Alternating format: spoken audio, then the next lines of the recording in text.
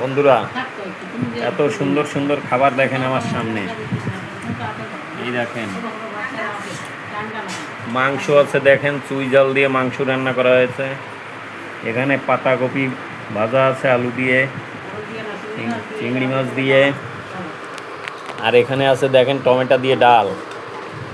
এই দেখেন, এত সুন্দর খাবার, আমার জিভ ললবল করছে কিন্তু খেতে পাচ্ছি না। হ্যাঁ, জিভ এরম করছে, খেতে পাচ্ছি না। তাই আপনাদের বলি, হিসেব করে খাওয়া দাওয়া করবেন, না হলে আমার মতন এরকম ভুগতে হবে। ঠিক আছে? তো যাই হোক, খাবার দেখেছেন না আমার? এই দেখেন, দেখেন রাগি আটার দলিয়া, মুখের স্বাদের জন্য একটু পেঁয়াজ দিয়েছি উপর থেকে।